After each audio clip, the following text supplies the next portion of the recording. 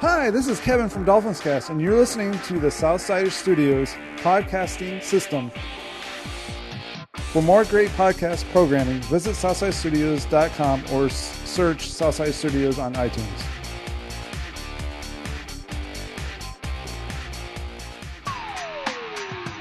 Psst, hey, you got Stitcher? Well, we're on it, so get it! Southsider Studios now on Stitcher. Stitcher is an award-winning provider of news and talk radio for your mobile phone. Stitcher Smart Radio, the smarter way to listen to radio. Cinesmack contains spoilers of the spoiling type. If you don't want your spoilers spoiled, please turn back now. Otherwise, enjoy the show!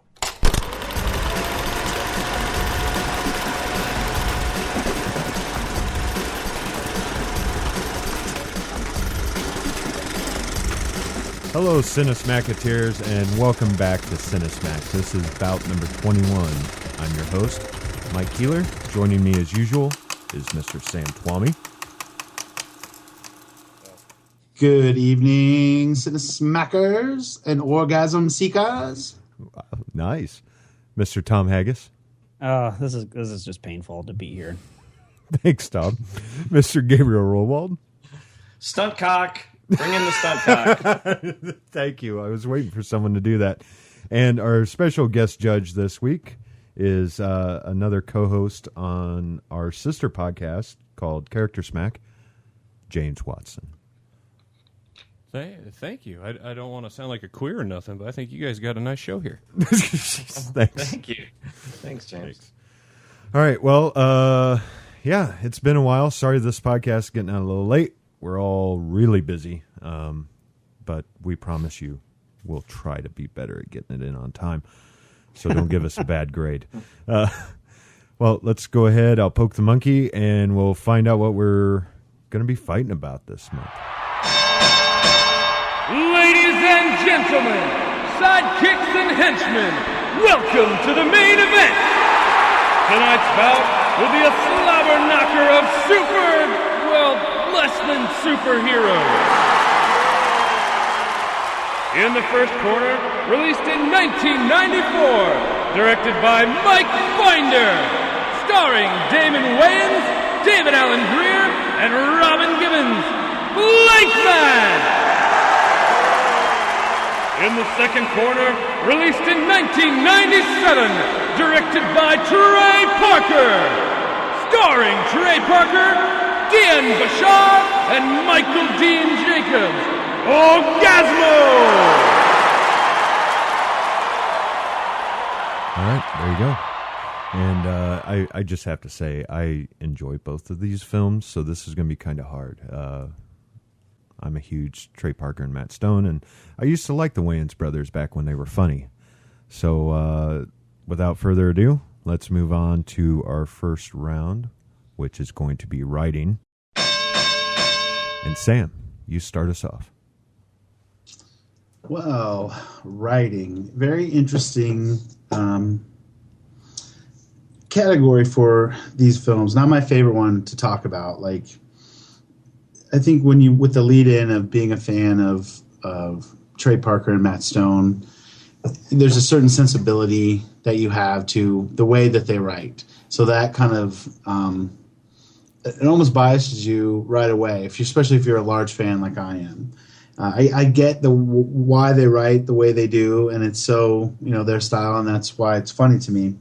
I thought, Blankman, for what it was in 1994, I thought it captured that era when the Wayans brothers were really good. They have a decent story as far as the way that it flows. I think it flows nicely as far as the events. I mean, yes, it's cliche, and yes, it's within those parameters of a superhero type film where the damsel's going to be in distress, and a lot of the character arcs there. And same thing with Orgazmo. Like, of course, it has the scene at the end that sets it up for the sequel and the return of the actual fully realized neutered man. I don't know. There's just so when it comes down to writing, I'm going to probably steal Tom's thunder. We talked about it before we started rolling, that some of the best writing in Orgazmo comes right at the beginning in the song that you see during the credits. And we'll talk about that song a lot more later, but that is absolutely hilarious. And I don't know. I like the kind of adult storyline of Orgazmo. Obviously, it's not going to be a lot of people's cup of tea, and because it was NC-17, it didn't see a lot of play here. So it hasn't been seen by as many people, I think, as Blankman. I'm going to have to give the writing, just because I'm a huge a fan of his type of comedy. I think I'm going to go Orgazmo on the writing. All right. Thank you, Sam. And I just want to say I have that song on my iPod, and I absolutely love it. Let's go on over to Gabe. Yeah, I have to agree on that song. Right away, I was like, "Oh, this is going to be funny," because I like the song. But it's interesting. I hadn't seen Orgazmo before, and I certainly hadn't seen Orgazmo before, the rise of South Park and that kind of thing. And it's really interesting to see those things kind of in reverse chronological order. To be familiar with something like South Park before you get a chance to see any earlier work. And it's kind of fun to see the progression, to see how things have evolved, and also to see what things have kind of stayed the same a little bit. And, as I was watching Orgazmo, naturally I couldn't help but think of South Park and South Park's characters and voices, and even just the kind of the style of the writing, and so to me that was kind of a fun aspect of it. And that song reminded me a lot of other Matt Stone and Trey Parker type movies. It makes me think of Team America, the songs in Team America. America, fuck yeah, it's kind of it's the same voice. It's Right. kind of the same idea. And so, but maybe because of my familiarity with them already, I that also kind of increased my enjoyment of that song, because I'm like, oh, they did this a while back, and it's pretty funny. But I'm kind of with the other guy's opinion in that it kind of stops after that. After that song, it's not bad, and there's a few highlights in it, but for me, it didn't seem that well written, and it was intended to be kind of campy, and it was intended to be silly, and so we'll get into that a little bit more probably in the acting portion of it. But I just didn't feel like the writing was too terribly strong. It was kind of it was very kind of stale and predictable, except for a few highlights. Now, Blankman I had never seen before either, so this is the first time I've seen it, and I was a little bit surprised, actually. I enjoyed it a little bit more than I expected to, although their tagline or the description of the movie on Amazon or something said something about a hilarious laugh fest, and I'm not sure that I engaged in a hilarious laugh fest when I watched it. But I did enjoy it more than I expected, and I thought the writing was a little bit more classic. It had a more classic kind of story structure to it, and it had stronger character development to me.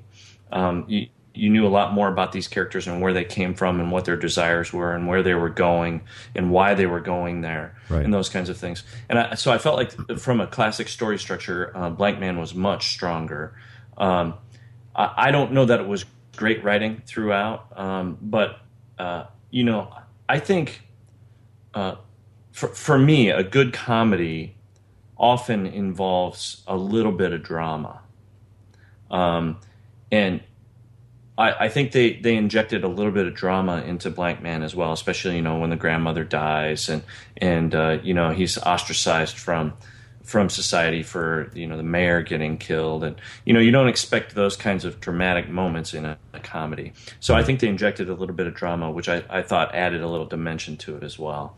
So clearly, in the end, I felt like Blankman was a much better written movie. All right. Thank you, Gabe. Tom, it's up to you. All right, here we go. I think what we're going to talk a lot about today too is going to be the potential of the people that were behind these movies. We all know that the Wayans brothers are capable of a lot better than Blankman. And I'm going to be upfront. I didn't really like either of these movies, and this is going to really be a struggle for me. I didn't really find them campy. I didn't really find them funny. It was a painful experience to watch both of these, and I didn't really. I tried to have fun, but I was watching my kids at the time when I was watching Orgazmo, so I couldn't have a beer, because I'm a good dad, Right. But I'll have Orgazmo on the TV, but I'm not going to drink in front of my kids. I do have limits. So as far as the writing goes, I want to talk a little bit about, Trey and Matt for a second. And strangely, Orgazmo is their third best attempt at kind of, I want to say, skewering, Mormons. There's the really great South Park episode that they did, The Truth About Mormons, which was fantastic, and then that wound up being the basis for the really, really great Book of Mormon Broadway show that's out there. And when I look at Orgazmo, it just kind of makes me sad because after what it's been 17 years that since South Park debuted, I guess 15 years since 97, I've seen what they're capable of. And when I go back and I watch Orgazmo, it seems so far beneath them that they're able to take, topics like immigration and Mormonism and Scientology and these kind of heady, controversial subjects, and they're able to handle it with such delicate gloves, but being very crude at the same time. And for them to do a movie like Orgazmo, and I know that it came out right about the same time South Park got started, before they probably even knew their own potential, but it really lost a lot for me with that. So I would have to, I don't know. I guess Blankman had a better script because, so Blankman. All right. Actually, I think all my topics are gonna just kind of peter out like that. Where Tom, okay, I talked for 2.5 minutes, I'm done. Tom, I believe their first film, Cannibal the Musical, actually took a stab at the Mormons as well. Oh, did it? Yeah. Yeah, okay. if I remember right. And yeah, that's and I don't know how many of you are familiar with Book of Mormon, but it is a masterpiece, and I'm not just speaking in hyperbole here. It is a really, really great tribute to Mormonism and organized religion as a whole, and I am endlessly impressed with what those two guys are able to do in terms of these really difficult subjects, and they're able to deliver them either in a Broadway show or South Park. And right.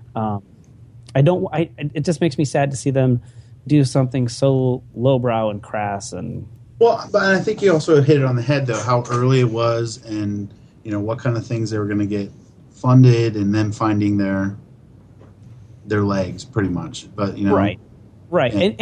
And what's to say that Cannibal the Musical didn't lay the groundwork for Orgazmo, which laid the groundwork for Truth About Mormons, which laid the groundwork for the Book of Mormon. And we're seeing the early foundations of something that they eventually did 15 years later. And there's some respect to that. But I'm still going to give it to Blankman because I thought the dialogue was a little bit easier to digest. All right, thank you, Tom. James. I gotta see. Right when you were talking about with the potential of them, I was like, oh boy, because I was at the kind of riding down the hill of Damon Wayans' popularity, but then I just went ahead and looked, and he would have been 34 when he wrote that, and Trey Parker was 30 when he wrote his movie, and it. I gotta go with you. I am huge Trey Parker fan. Matt Stone, he's okay. I think he rides his coattails a little bit, but hey, you gotta go with what you know. I'm willing to ride somebody's coattails if I can, but I am a huge South Park fan, and basketball, and watching these, I agree with everybody that those two have gone on to write and stuff that just kind of blows your mind to make you look at things from a different angle. And this is, I I guess them taking their first baby step almost. It's almost. I was surprised when I just looked that he was 30. I was thinking he was going to be in his early 20s because it was very college humor for Orgazmo, and it kind of looked like a 30-minute show that was almost like 2 30-minute shows that were almost put together. The whole porn side and then the whole crime side, and then let's try and mingle it together there in the middle. Whereas Blankman, to me, I felt like I was watching in living colors like a whole season of their little 5-minute sketches that they put together about this character Blankman. Mm-hmm. Each scene was almost a sketch. It did follow the typical cookie cutter formula of how to get from A to B to C, and I guess I didn't hate them as much as Tom. I was actually surprised. I guess I had saw Blankman many times in the 90s in college because it was on HBO and college guys sitting around. It was hilarious. Not so much this time. I think I know I laughed 2 times. And Orgazmo I thought I had seen, but and I knew the whole premise, so I must have saw the beginning and just stopped because it got a little tiring, which it's felt that way last night while I was watching it. I love those guys, but that it was hard for me to watch. It was funny in spots, but definitely it reminded me of people making a movie in their 20s that think, oh, this is going to be effing hilarious. Let's do this. And maybe it is on the set, and maybe I would have thought it was funny when it originally came out, but I only had 2 times where I laughed in that too. So I guess they're tied in how many times I laughed out loud by myself watching these movies, but I would have to go with Blankman on this one, just because it does follow the traditional story arc, and which is kind of lame, but oh well, I'm lame. Well, thank you, old man Watson. Yeah. There's not a lot of trivia for Blankman. I have to save the one piece of trivia for the acting. So we'll go with something from Orgazmo. Trey Parker and Matt Stone had originally intended for the film to be a musical, like their previous film, Cannibal the Musical. Unfortunately, they had trouble enough finding investors for the unusual story of Orgazmo on its own, so that idea was dropped. And after seeing Cannibal the Musical, I have to say thank you. Let's go ahead and move on to acting. Gabe. Okay. Take us on out of the station. What's that? I said take us out of the station. Okay. All right. Thank you, Gabe. We'll move on to Tom. And okay. All right. We're engaged. That was well written. Yes. Okay. Well, yeah, I think the acting is along the same lines as the writing in both of these films, pretty much. I can't say much for the acting in Orgazmo. Now, granted, they were trying to be kind of silly and campy, and there wasn't really much seriousness to it. But even then, it was pretty bad. I didn't really enjoy much of the acting at all in Orgazmo. Blankman was maybe marginally better. I did kind of feel like this is in living color type stuff, right. But I did feel like the acting was a little bit better in Blankman. David Allen Greer was he was pretty good in it. I don't know. I wasn't really thrilled with the bad guy. I did like Jason Alexander kind of in it. It was. I don't know if he was a lot different. What? Are you back? I'm sorry. Yeah. I was going to say, Sam was gone for a little while. We were having problems with him. Took a nap. Let's go ahead and put I SmackDown apologize. 1 for Gabe against Sam. Welcome back, Sam. So is Gabe going? Are you dishing on the acting, Gabe? Yes. I was, yes, and I was basically saying that none of it is really all that good in either of the films. Although I did feel like Blankman had a little bit better acting, and I was just saying how I like Jason Alexander in it. He wasn't really George Costanza, but I liked what he brought to that character. And so I don't know. I don't think the acting in either movie was terribly good. But I think Blankman was just slightly better. All right. Thank you, Gabe. Tom. I have this IMDb account, like some people do, and on the homepage it's got we would like to recommend these movies, and then there's like 7 movies down in the corner, and then it says we recommended these movies because you showed interest in, because I looked up a bad movie, I don't know, like Orgazmo or Blankman. It's now suggesting that I might enjoy A Low Down Dirty Shame or Big Mama's House. So I don't know how to repair this algorithm, but I just want you to know that this will upset me for months when I come on the IMDb and they're like, "Hey, there, big shot. You want to watch Miss Congeniality?" So anyway, it's on there. It says Miss Congeniality. It also says Naked Gun, which I'm not sure why that is. What are you talking about? Acting? Yes, acting, Tom. Thanks for joining us. I am going to probably give my vote to Orgazmo because I thought that let's see, what's her name?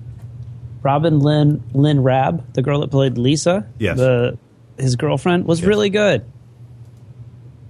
She's very wholesome. That's it. I got nothing, man. I got nothing.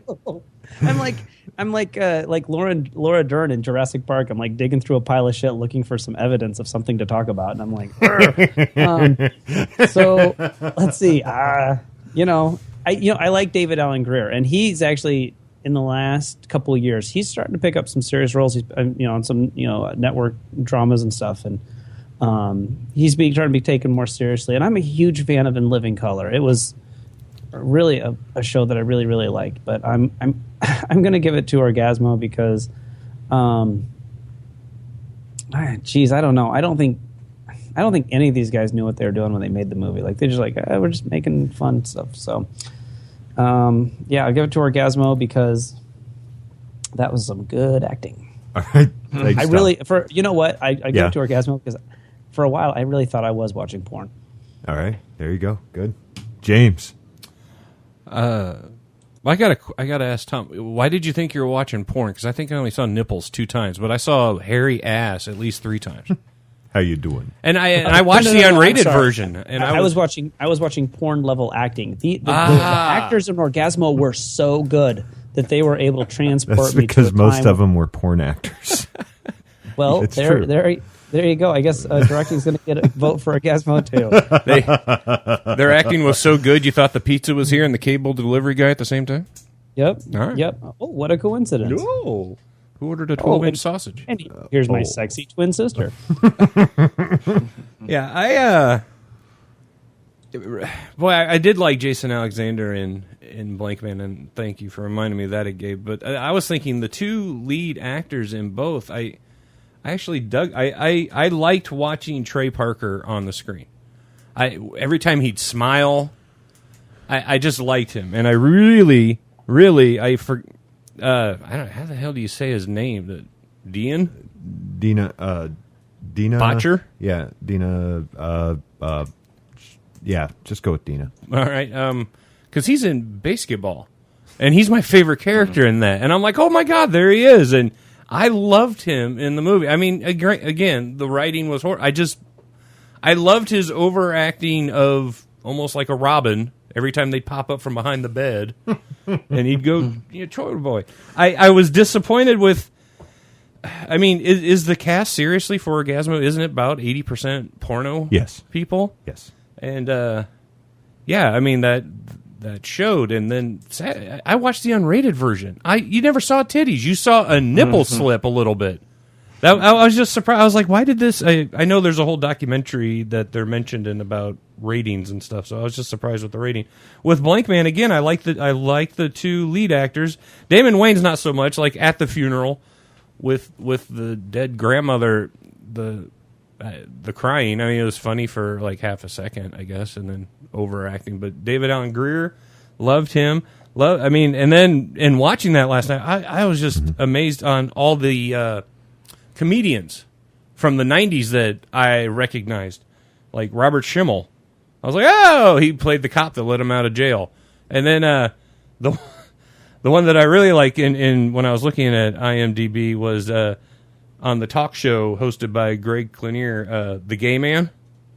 I hope this isn't your little trivia, Mike. No, but The Gay Man, I'm old. I'm old. I'm 39, so I remember the Little Caesars commercials from the 80s, and he was the guy from the commercial that did the origami that folded the box. I know this has nothing to do with the acting, but I was just like, oh my God, that was, I don't know. But, yeah, it wasn't that hard to watch them. Probably cover this with the directing. The ADR was horrible in Orgazmo, so it was hard to watch them act and have their lips not synced up with their words. And it drove me nuts. So I can't believe I'm voting two times, but I'm going to have to go with Blankman. Just everybody was somewhat believable. It was cliche and very 90s-like style, especially Blankman. It drove me nuts that the two brothers there who lived in the slums were so nicely dressed. But anyway, yeah, Blankman. Sorry, I'm rambling. All right. Thank you, James. Sam. The two totally different styles of acting going on here in these pieces. Even though they're both comedies, they're both very different. And things I enjoy about both of them. As far as Orgazmo goes, it is nice to see, as James alluded to, Trey Parker on the screen as an actor. He's warm, he's fun, and when he smiles, you smile. And I think part of that comes, again, from us knowing his creative genius and watching it and being a little bit more fond of it than if you were to see it at that time and didn't associate that with the movie. When we go to Blankman, there are a lot of very good actors in this movie. I mean, comedic actors, some of them that did mostly comedies, but I do think Damon Wayans was a little over the top in maybe one or two scenes. And some of that was the costuming, which we'll talk about later. But one smaller role, supporting role that I really love her work is, I think her name is Lynn Thigpen, and she's the grandmother. You don't see her very much. And I thought the casting was amazing for the kids at the beginning. You don't see them very much, but they're spitting images, and their mannerisms are really great, and I really enjoyed that. I think J5's acting as a robot was fantastic. He was great. Oh, when he went down those stairs? Oh, I believed it. And you did. It was real. No stunt double. Robin Givens does, which she kind of does, which is, no slam on her, but she's not good or bad, I think, really. I love Jason Alexander. I always love seeing him playing different kind of roles, and he always commits to them and makes them, to me, enjoyable, especially for a smaller character. I think it's easily Blankman on the acting, and I think it's just because there's so many really good actors, and in the style, that 1994 style, that kind of broad comedy, I think they were turning in some good performances, and so I'm gonna have to go with Blankman. All right. Hey, Sam. Yeah. You know that the two kids at the beginning are Damon Wayans' kids, right?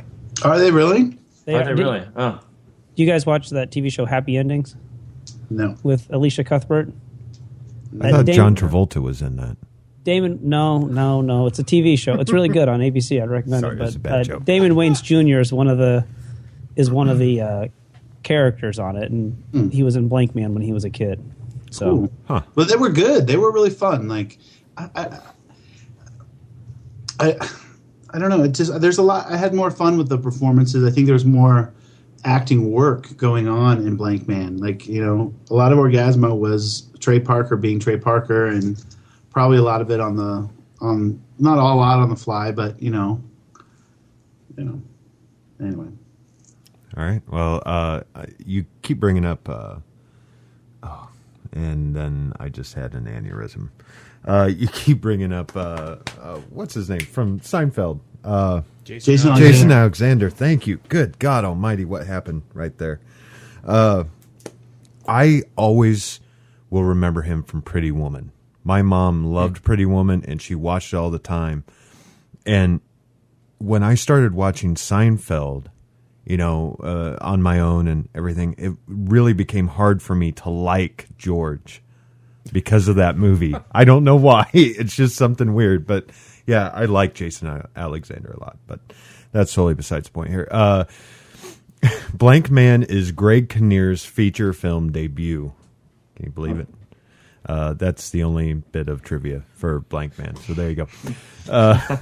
Trey Parker and Matt Stone originally wanted the role of T-Rex to be played by a plus-size stripper known as Eartha Quake. Oh, she's good. But had to find someone else when they discovered that she had recently lost all her excess weight. Son of a bitch. So, yeah, there you go. Let's move on to our third category, directing. And I lost my roll sheet. Tom. Oh boy, what can I say about the directing of these two films? I think there's some real moments of genius throughout these entire films. And you know what? When I started Blankman, and I watched both these back to back, I watched Orgazmo first, and I was exhausted. And then I turned on Blankman, and I have to agree with Sam. The beginning part with the kids was really good and very, very promising. And I'm like, well, this is really cute, and I'm really kind of getting into this. And then it jumped forward in time, and then it kind of lost me. But I thought the kid scene was really good at the beginning. The other thing I'll say is that I'm going to say that when they did Orgazmo, they shot in a style that was reminiscent of pornography on purpose, right? And I think that was a choice. It wasn't something dictated by their budget or their abilities or anything like that. I'm going to go ahead and give them the benefit of the doubt and say that was a style choice for the movie, and make that assumption and give my directing vote to Orgazmo. God, I hope I'm right. If I ever meet Trey Parker, I might ask him. I've got like 6,000 questions to ask him, but if I get to this one, I'd basically just be like, hey, did you guys shoot in a pornographic style in Orgazmo on purpose, or was that just because you guys didn't know what you were doing? And so, boy, I bet it's not though, huh? They probably did it because just they didn't know what they're doing. But I'll go ahead and I'll give it to Orgazmo, and I'm just going to go ahead and delude myself and say, oh yeah, that's what a clever directorial move that was. So I can see Tom running up to Trey Parker. Trey, I have 6,001 questions for you. Do you have a minute? Sorry. All right.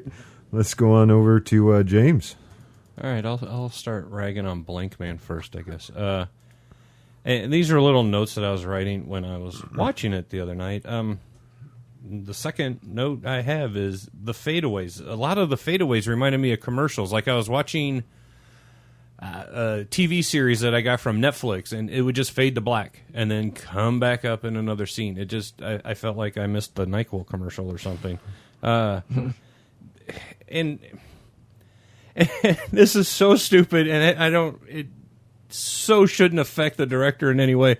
But when the mayor is in his office watching the little news report about Blankman, and the head boss guy comes in and he turns off the TV, where he pushes the button to turn off the TV on the remote, there's no remote ever made that has a power button in the smack dab middle lower bottom part.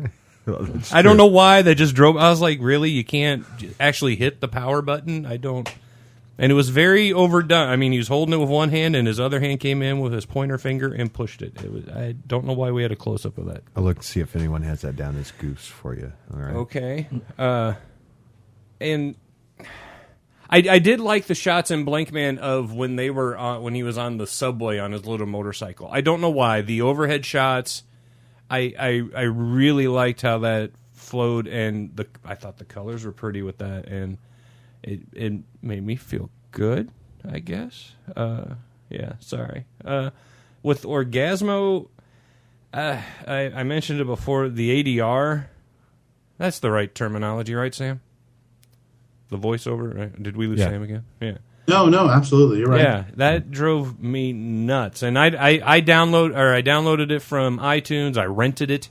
So I don't know if maybe just my rented copy was bad. I don't know if you guys saw that or not.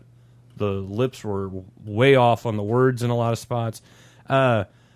The actors behind the main actors, there were the back scene part. I don't know the terminology, sorry. But at the sushi shop, after it's...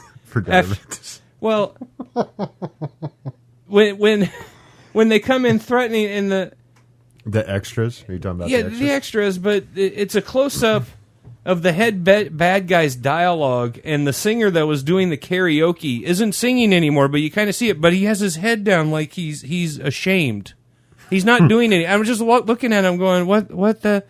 And yeah, a lot of that. Okay, so the extras in the background. It was, and again, probably 80% porno people, so they don't know that they should be doing something, I guess. But boy, God, that was bad. And why he wouldn't have said something to them. The editing, and I'm going to blame this with the director, but there's the scene after T-Rex mounts him, and their whole love scene, and then right after that is they're trying to get the cast together for a picture. For just like a second or maybe a second and a half, you see an outside shot of the house with the security guard standing there in the doorway. So it goes to T-Rex on top of a tray, humping his brains out. Oh, you see the house with the security guard with the yellow shirt, and you're like, what's going on? And then boom. Oh, hey, guys, can we get a group shot here? Production's done. I don't know what the hell that was about. And so I'm going to blame that on directing because I know it's editing, but you don't have an editing category. But with Trey Parker and and with the little bit of money that they had for Orgazmo, when he kicks in Ron Jeremy's head, laugh. That was one of the laughs. I had 2 laughs for each movie. That was one of the laughs. Oh. The freaking cantaloupe just caving in. I liked how they kind of tried to save money on the budget. The house burning down and blowing up, the little model-sized house. I can appreciate for what they did for the budget they had, whereas with Blankman, obviously going to have more money, and so probably better cameras and better special effects if there were any. I don't remember if there were, but just to mix it up, I'm going to go with Orgazmo on this one. All right. Thank you, James. Mr. Twami.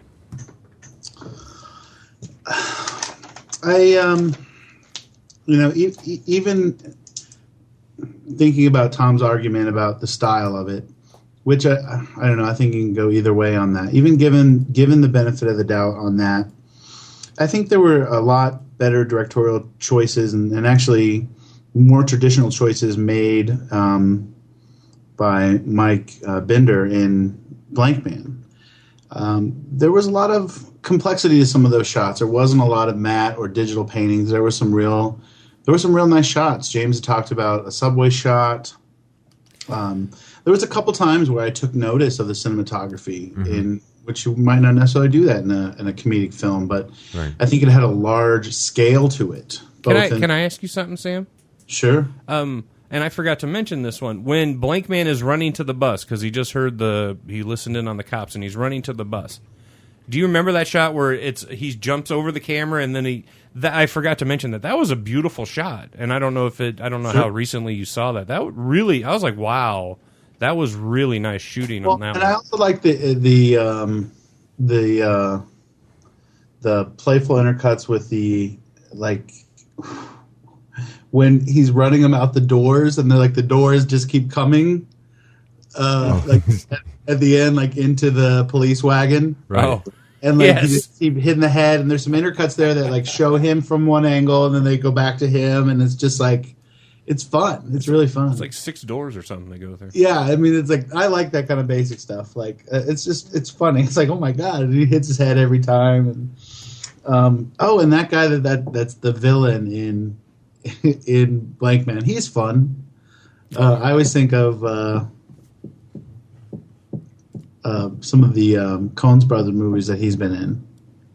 Oh, are you talking about? I can't remember his name. John Polito? Yes. Yeah. Yes. Thank you. He's fun. He's always good to watch. I think they focus on him in just the right places. So I like the cinematography. That's definitely a big plus. Directing wise, I think Trey Parker's directing style was, he did get some decent performances out of porn stars who can't make that crossover. And he didn't do it. I mean, they're never going to be successful because they're not real actors, but yeah, I gotta agree with you. I mean, Ron Jeremy didn't bother me as much as he normally does. He could have sucked a lot more, but well. Oh my. Whoa. Whoa. That's how he got started. That's the way in. One thing I didn't talk about in the acting that I really loved was the way Damon Wayans would squeal when he gets slapped.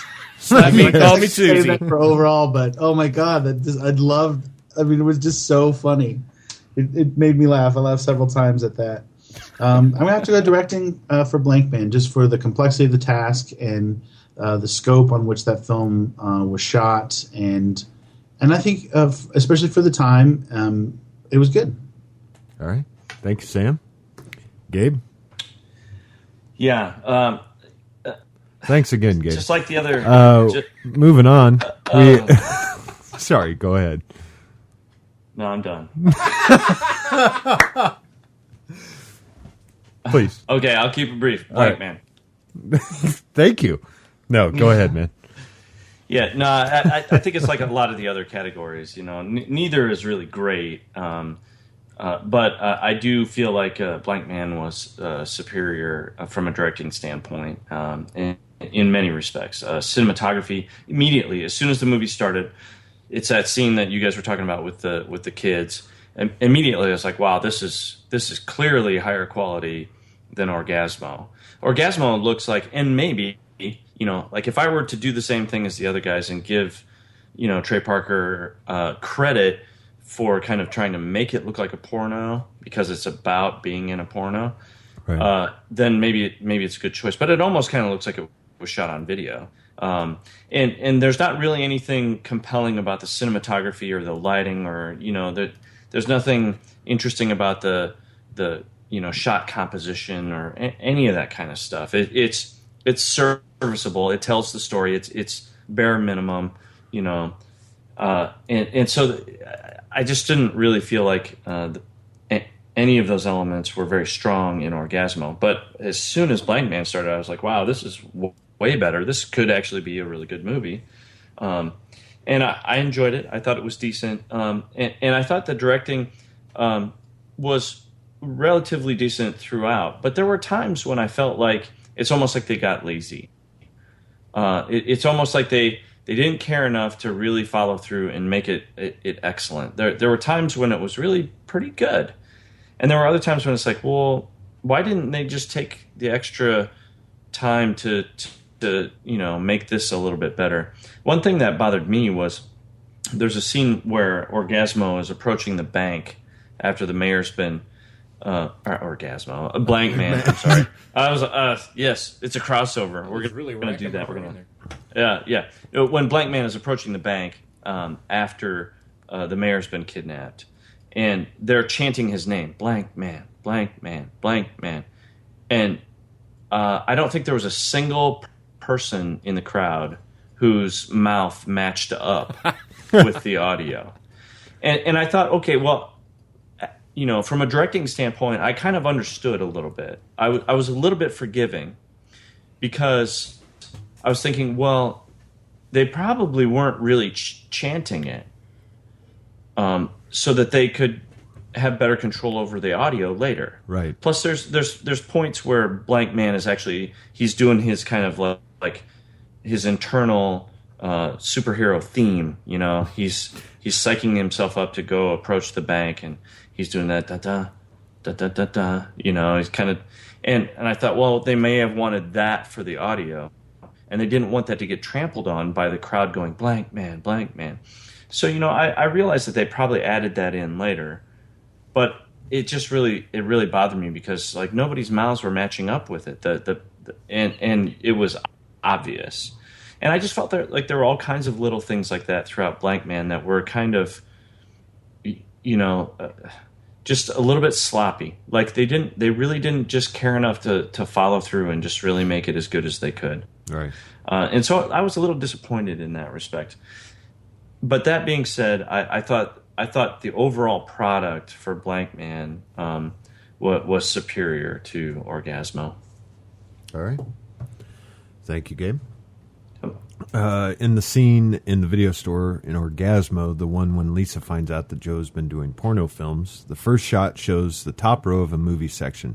Contained in this row are all movies by Troma Studios. Troma owns the right to Trey Parker's first film, Cannibal the Musical. Parker has also noted Troma as inspiration for his style of filmmaking and for South Park. And also, while you guys kept bringing up, I guess camera styles and kind of probably even more budget, more bang for your buck. It looked like Blankman was all studio produced. You know, they had was it Columbia behind them, and Orgazmo was pretty much an independent film. So there you guys go. Just a little bit of this, a little bit of that for you. Let's move on to our final category. I know Tom is stoked. Yeah, I'm really gonna try on this one. All right. Which is going to be overall. And James, you start us off. Blankman. All right, thank you, James. All right. Got anything else with that? Or? I am happy when Mike told me what the movies were, and I was trying to find them. I could not. You know, Netflix doesn't stream either one. Redbox, of course, doesn't have them. I call Family Video and go, "Hey, you guys got Blankman? What's that?" I go, "Damon Wayans." "Oh, I remember that. Yeah, it's a great movie." No, we don't have it.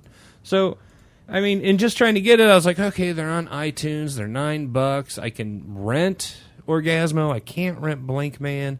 I was like, and in my head, I'm like, oh yeah, it's Trey Parker. Of course, I'm going to buy Orgazmo, and luckily, I rented it.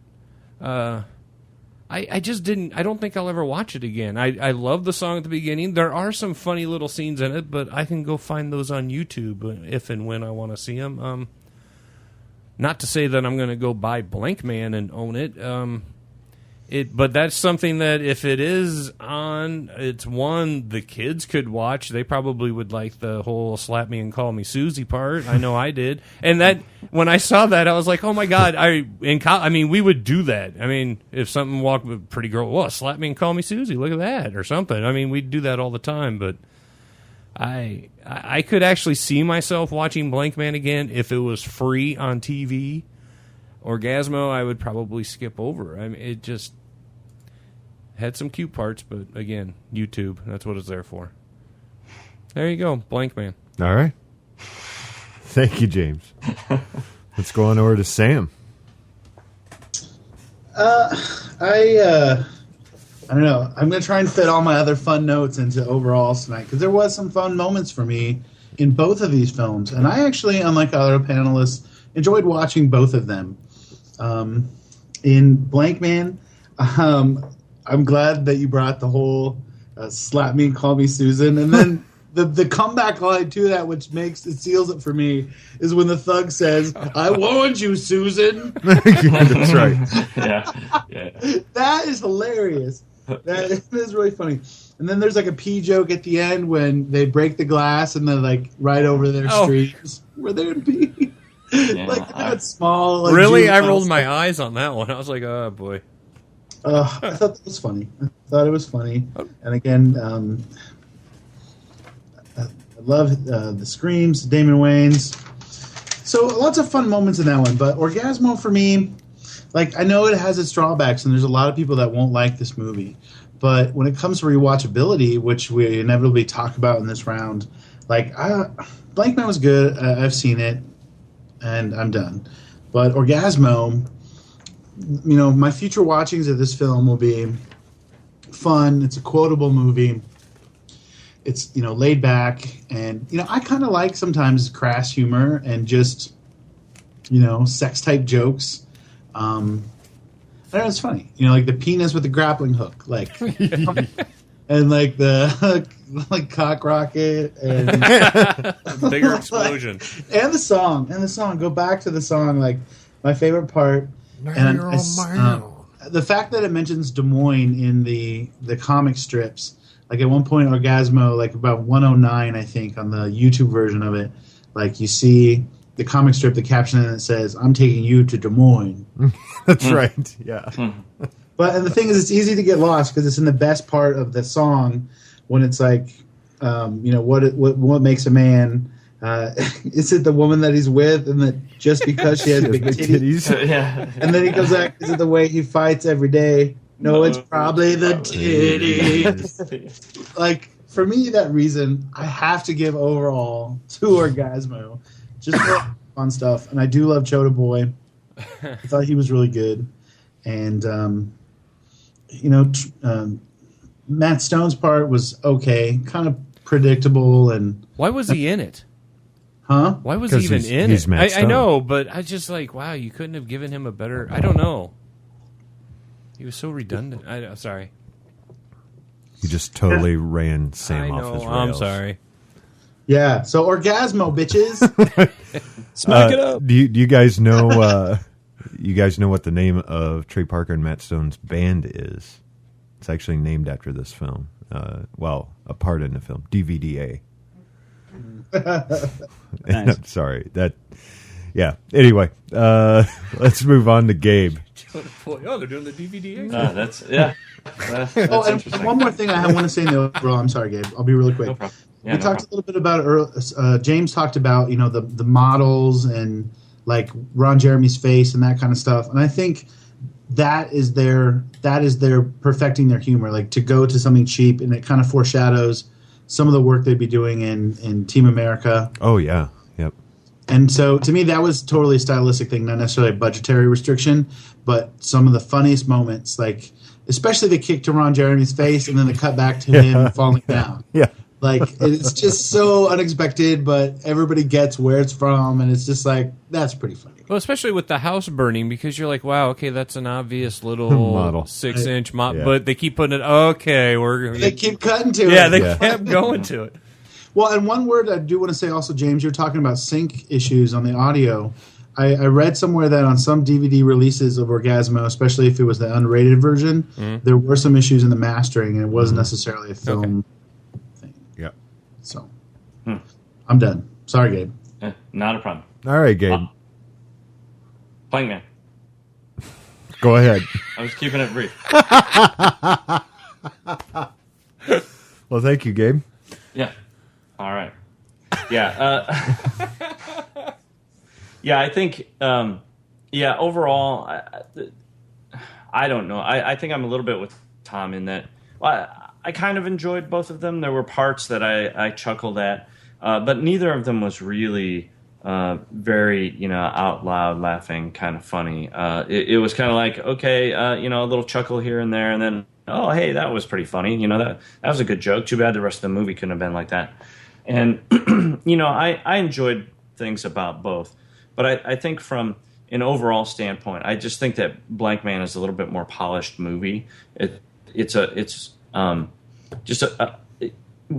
we talk about the rewatchability thing. I think, I'm not sure I would choose to watch either one, but if both were on TV and I had to choose between the two, I think I would watch Blankman again because I enjoyed it a little bit more.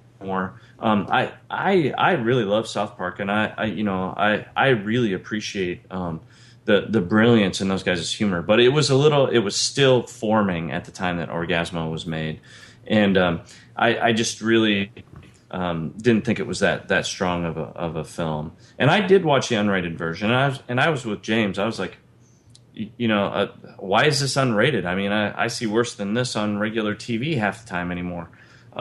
So I I don't know why that was. And I did experience that thing where, you know, with the lip sync not quite matching up, which, whether it's a DVD mastering thing or not, it still kind of impacts the movie negatively because you're like, oh, that looks really, you know, it looks kind of chintzy. So I just think that Blankman overall is a more mature and more polished film, and I would watch it again. So my vote goes to Blankman. All right, thanks, Gabe. Tom? You know, something that we hadn't really talked about regarding Blankman, I really think the Wayans brothers did a really wonderful job using Blankman as a metaphor for where the African American community was at the time, the 1990s. If you guys remember the work of bands like Public Enemy, and you know that fighting back. And I really think all of Blankman is really more of a political statement about how they rose up with ingenuity and were able. I can't do this. I can't really make anything out of this movie. I was wondering where you were going. You had me go. I'm like, okay. That's a great like college paper. Like that was. I mean, like that was cool. You inner city people, use what you have handy, and you can get the city behind you. And Tom, you were making me feel like I'm so shallow. I missed this. Like, damn, Tom's schooling us. I want to change my acting vote to Tom. Yes. I actually was sitting here the whole time. I'm like, he can't be serious, can he? Go ahead, I was actually gonna pull up like a Citizen Kane term paper and just replace Citizen Kane with a Blankman and see how far I can go. Oh man, boy, you know, and the rewatchability for me, the rewatchability argument is completely thrown out the window. I'm gonna actually avoid both these movies, kind of like you would do if like The Plague. Or you know, the bubonic plague, or you know, let's see. So overall, I also gotta say kudos to those of you who acquired the film digitally. I'm a cheapskate, so I went to Amazon and found the cheapest used copies I could, and it cost a little bit less. But now I've got these damn things sitting on my shelf looking at me. I have people coming into my office being like, "Oh, Orgazmo and Blankman." Classy. So yeah, digital's great because you can watch it and then it's gone forever. Whereas I've got these things and I can't get rid of them. If anybody wants them, please contact me on Facebook. I'd be more than happy to mail them to you. With that, I'm gonna give my vote to Orgazmo, and I'm gonna go back to something that we had talked about at the beginning. And I am such a huge fan of South Park, and I have mail. I thought Mr. Rogers was going to start teaching me a lesson or something. Okay, all right. 100% honestly, that's the tone I get when I have mail. Okay, and while one of you guys was talking, I was looking at Trey Parker's early stuff, and he has a film that he won a Student Academy Award for called American History. And I was watching it, so I muted my microphone, and I was watching it while listening to you guys, and I forgot to mute my other computer while we were doing that. So that's what that was. But, you know, I am a huge fan of Book of Mormon, and I can't emphasize, if you haven't had any exposure to it, seek it out and watch it or listen to it or whatever. It's going to be in Des Moines in January. Go see it. It is brilliant. I cannot afford to go. It's like ridiculously, it's crazy expensive to go to the show. But, you know, it's definitely worth seeking out. They had the soundtrack was on sale on Amazon for like 99 cents one day, and I snatched it up and I listened to it over and over and over again because I love it so much. Actually, one day it was free. Not to piss you off that you paid $1 for it, but actually one day they also had it for free. That's how I got it. Well, I'm just getting screwed by Amazon.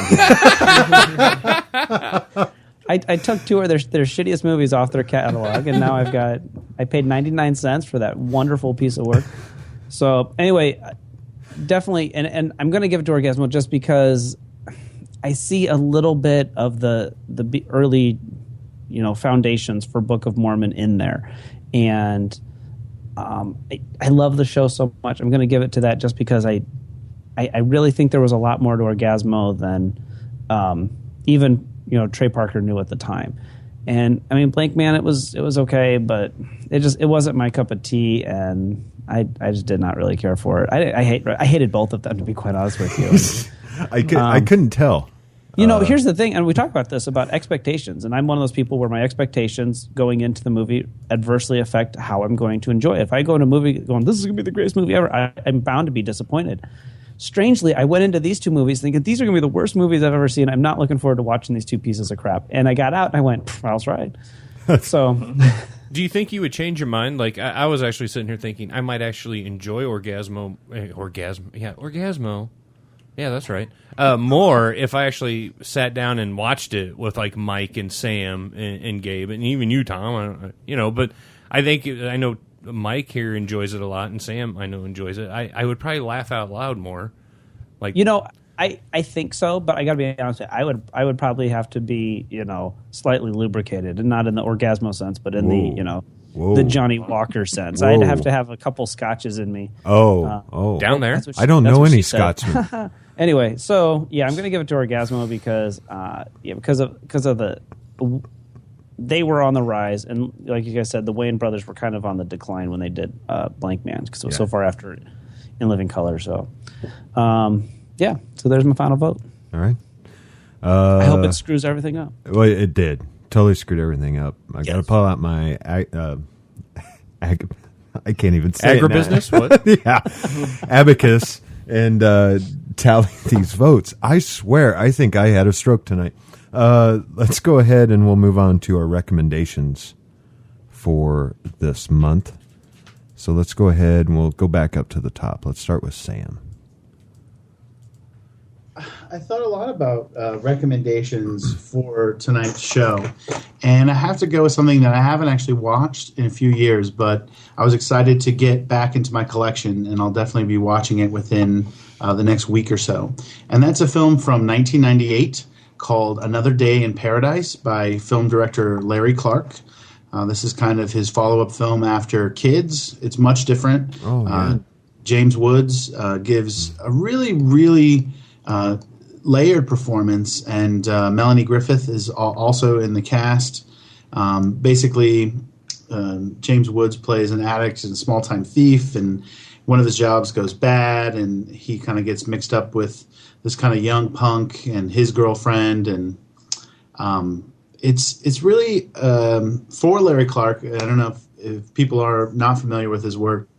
He started off as a very on the edge artist, and then he did films like Kids, and then I think this film was a real attempt at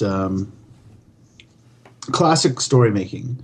And he went on to do a couple other films that I'm actually kind of rediscovering his work, and he's one of those directors that a lot of people don't like his work. They don't enjoy it. But it's gritty. There's some good performances. It's available on Netflix. And it's called Another Day in Paradise by Larry Clark. Okay. Thank you, Sam. Let's go on over to Gabe. Blankman. No, I'm not going to recommend that. I tried to, whenever I think of my recommendations, I try to think of a film that kind of goes on, at least somewhat along with the theme of what our show is about. Right. So I was thinking comedy, and my girlfriend and I had watched a movie the other night, and she actually suggested it. She had never seen it, and I was like, "Really? You want to watch that? Okay, cool." She said she wanted to watch The Jerk. Oh. And I hadn't seen that in a long time, but I have a lot of fond memories of that movie, and I still do after watching it again. It's not necessarily a great movie, but there's so many fun things in that movie, so many good performances, so many funny lines, so many fun situations in that movie that I don't know how you couldn't enjoy it. It's also kind of a fun watch to see how it's starting to get pretty dated, with a lot of the things, a lot of the things that they think of as, he becomes a millionaire from, creating the OptiGrab, and, all the things that he thinks of as luxurious and all of the fancy things that they get are starting to seem a little bit dated, and they have a disco in their house and they're disco dancing, and it's just kind of, but it adds another layer of humor to it, a different layer that they couldn't have predicted, because you're like, oh, look at that, that's kind of funny, you know. And I just really enjoyed rewatching it, and I think even though it's a little bit dated, it still has a lot of good laughs in it. All right, thank you, Gabe. Yep. That's a good pick. All I need is this lamp. And nothing else. I don't need. He hates his kids. All right. These kids. Exactly. There's so many lines. Yeah, there are. It's on. I used to do that every time when we get the new phone book. I would actually pick it up and dance on my doorstep. The new phone book's here. The new phone. My kids would look at me, and I'm like, "Well, you're too young to watch the movie, but things are going to start happening to me now." All right, Tom. My choice is I don't know if this is really related to it, but I've been dying to recommend this movie for a while.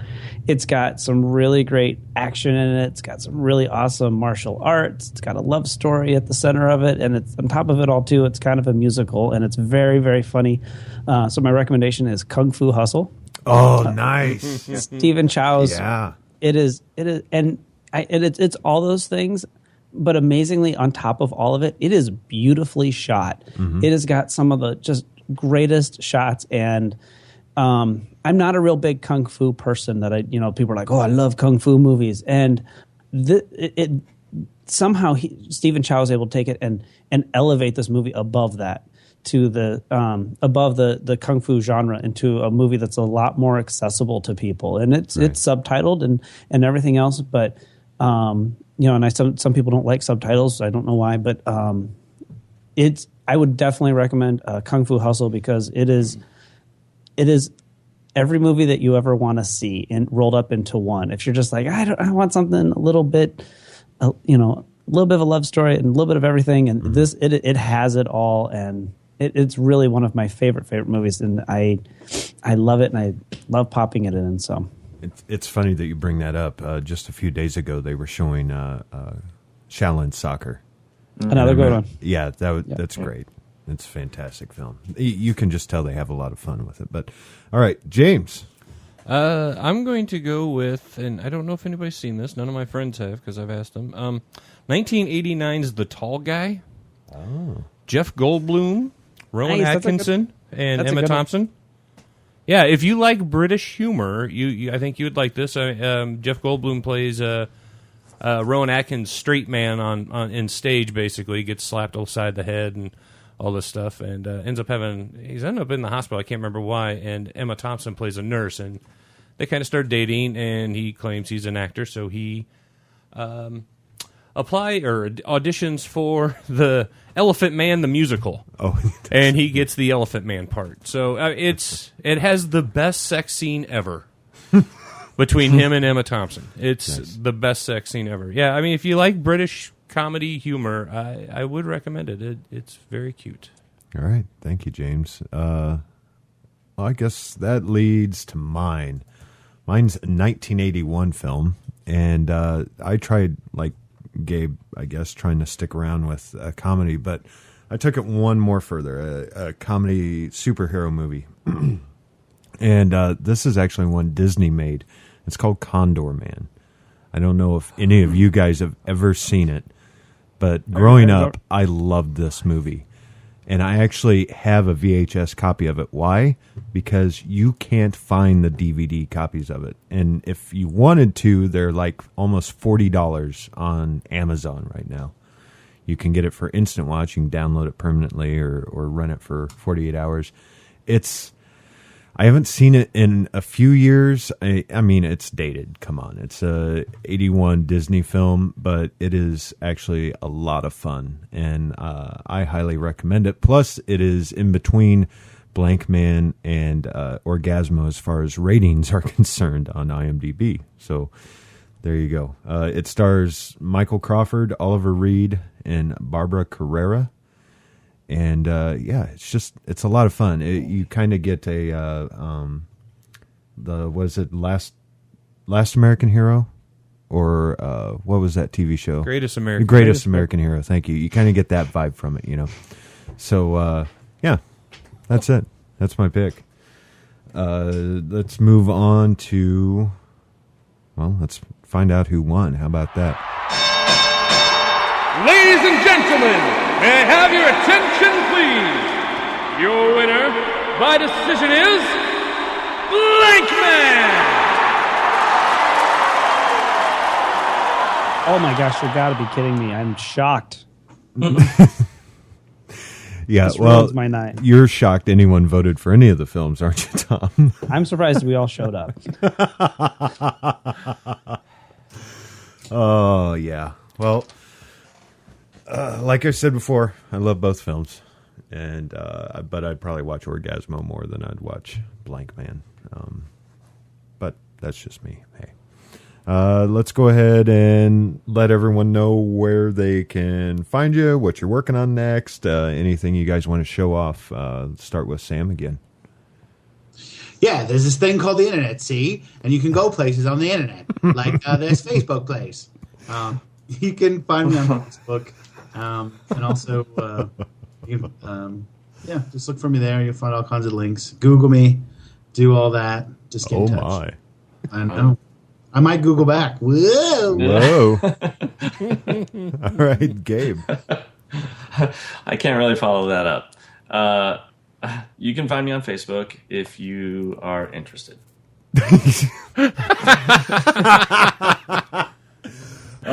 Thank you, Gabe.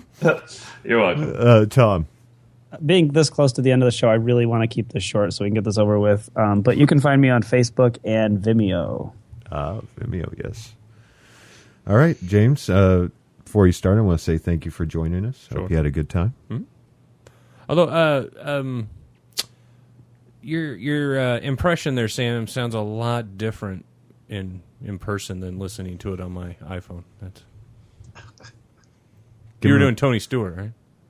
No, I was doing nobody. Tony Stewart. Wacky Tony Stewart? He was doing the NASCAR driver? Yeah. Yeah. He might have been too. That's the first name that popped in my head. And I'm a big NASCAR fan. Just tell them where they can find. They turn right a lot, right? Yes, they do.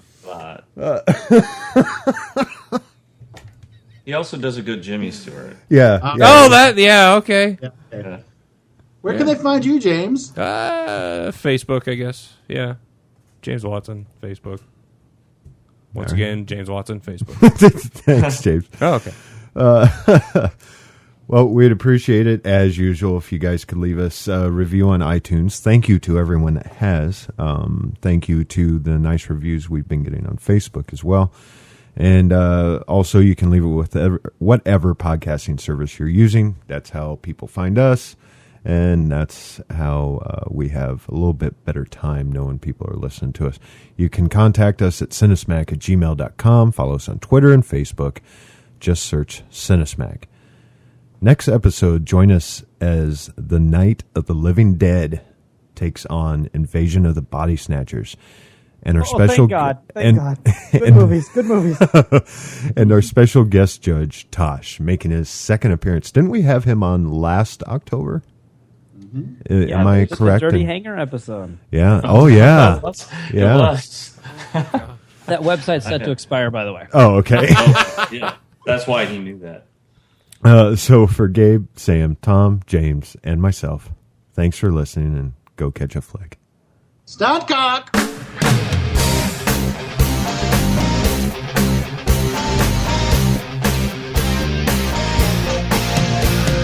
Directed by Mike Binder. Starring Damon Wayans. Shit. What makes a man? Is it the power in his hands? Is it his quest for glory? Give it all you got to fight to the top, so we can know your story. Now you're a man, a man, man, man. Now you're a man, a mounty, mounty, mount, a man, man, man. You are now a man, you're a man. Now you're a man. Starring Trey Parker, Deanne Chip and Michael Dean Jacobs. Live it.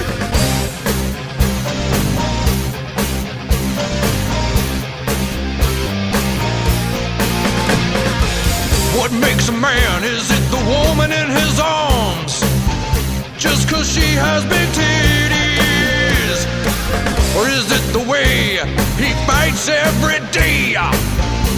No, it's probably the titties. Now you're a male. Oh my, oh my, oh my, oh. Now you're a my, my, oh. My, my, oh my, my, my, oh. Now you're a male. M-A-N, man, man, man, man, man. Now you're a moron. Joining me, as usual, is Mr. Sam Twommy.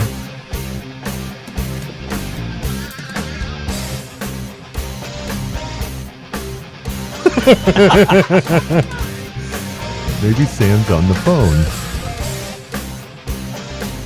I think he is. He gets engaged and totally changes. I know it. It's awful. Hi, fellas, I'm ready to first. You want me on tap? Fudge me now! Fudge me! This has been a test of the Southsider Studios podcast system. This was only a test. If this were a true lack of entertainment, your head would explode. Go to iTunes and subscribe to our feed. Just search Southsider Studios.